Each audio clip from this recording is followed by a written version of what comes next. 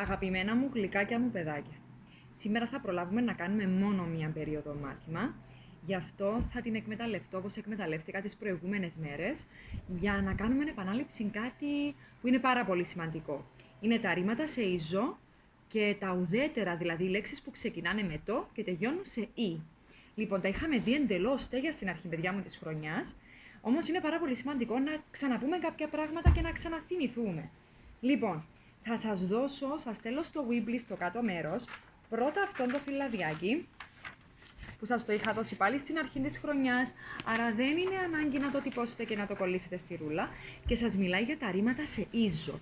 Ξέρουμε ότι τα ρήματα που τελειώνουν σε «ιζω» γράφονται με «ιώτα», εκτός από 3 λεξούλες, το δανείζω, το αθρίζω και το δακρύζω. Νάτες εδώ. Το δανείζω που είναι με εψιλόγιοτα, το δακρύζω που είναι με ύψιλο και το αθρίζω που είναι με όμικρογιοτα. Λοιπόν, τώρα, και οι λεξούλες που βγαίνουν από αυτά, πάλι με τα ίδια γράμματα θα γράφονται. Δηλαδή, από το δανείζω είναι με εψιλόγιοτα, το δάνειο που βγαίνει από το δανείζω θα είναι και εκείνο με εψιλόγιοτα, παιδιά μου. Το δακρύζω είναι με ύψιλο, το δάκρυ και εκείνο με ύψιλο. Το αθρίζω είναι με όμικρογιώτα, άρα και το άθροισμα θα είναι με όμικρογιώτα. Ενώ το φροντίζω είναι με γιώτα, γιατί τελειώνει σε «ιζω», άρα η φροντίδα θα είναι και εκείνη με γιώτα.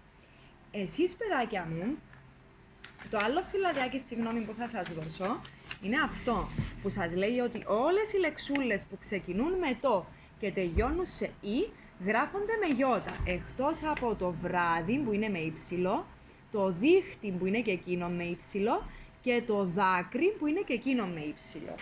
Άρα, τα ρήματα που τελειώνουν σε «ιζω» γράφονται με γιώτα, εκτός από το αθρίζω, ομικρογιώτα, δανείζω, εψιλογιώτα, δακρύζω, ύψιλο. Και όλες οι λεξούλες που ξεκινούν με «το» και τελειώνουν σε «η» γράφονται με γιώτα, εκτός από το δάκρυ, το δίχτυ και το βράδυ που γράφονται με ύψιλο.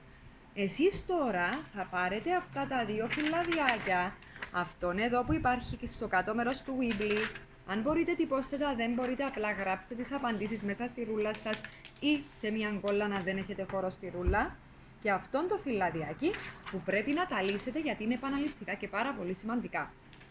Εδώ σας έχει τη λέξη σφουγγάρισμα, σφουγγαρίζω, πότισμα, ποτίζω, χτένισμα, χτενίζω, ξεσκόνισμα, ξεσκονίζω, φροντίδα, φροντίζω, βράδυ, ποτήρι, δάκρυ, παράθυρο, χελιδόνι και δίχτυ. Θα γράψετε τα γραμματάκια που λείπουν έχοντας στο μυαλό μας τα ρήματα που τελειώνουν σε «ιζω» και τις λεξούλες που ξεκινούν με «το» και τελειώνουν σε «γιώτα». Υπάρχουν εκείνες οι 3 λεξούλες, το βράδυ, το δίχτυ και το δάκρυ, που γράφονται με ύψιλο. Το ίδιο θα κάνετε και σε αυτόν το φυλαδιάκι, που σας λέει το κορίτσι, το βράδυ, το φασόλι, το φαγητό, το μωρό, το κοτόπουλο, το φιλί, το δώρο, το λεμόνι, το δίχτυ, το βιβλιοπωλείο, το παιδί, το δάκρυ και το μονοπάτι. Και θα συμπληρώσετε τα γραμματάκια που λείπουν, παιδιά μου. Σας είχα αποχαιρετήσει από την Παρασκευή και θέλω να ξέρετε ότι όταν είχαμε τελειώσει το μάθημα ήμουν πάρα πολύ συγκινημένη. Δεν το είδατε, γιατί όταν είχα κλείσει το Weebly είχα συγκινηθεί ιδιαίτερα. Παιδιά μου, θα σας πεθυμίσω τρομερά. Σας μιλάω όσο πιο ειλικρινά δεν έχω μιλήσει ποτέ στη ζωή μου. Σας υπερλατρεύω. Μην ξεχνάτε τα ελληνικά σας. Μην ξεχνάτε να διαβάζετε βιβλία. Περάστε τον περισσότερο σας χρόνο με ξεκούραση, με τρέξιμο, με παιχνίδια, με κολύμπι, με βουτιές, παγωτά και υγιεινή διατροφή, έτσι, με γέλιο, αλλά μισή ώρα, 40 λεπτά τη μέρα να διαβάζετε λίγο βιβλίο, λίγες σελίδες από ένα βιβλίο, ακόμα και περισσότερο καλό θα σας κάνει. Κακό σε καμία περίπτωση. Θα σας βοηθήσει με τις εκθεσούλες να εμπλουτίσετε το λεξιλόγιο σας. Ακούστε με που σας λέω, θα το δείτε και πιο μετά. Ότι πράγματι το βιβλίο έχει σοβαρή και σημαντική επίδραση, δηλαδή επιρροή στο πώς γράφετε, στο πώς μιλάτε, στο πώς εκφράζεστε. Και τη ρούλα σας, πολύ σημαντικό, να ξαναθυμάστε αυτά τα οποία έχουμε μάθει. Γιατί θα τα χρειαστούμε του χρόνου και να μην σας πω όλες τις χρονιές πίσω στο σχολείο και στη ζωή μας στη συνέχεια. Σας λατρεύω, σας αγαπώ, δεν σας ξεχνώ.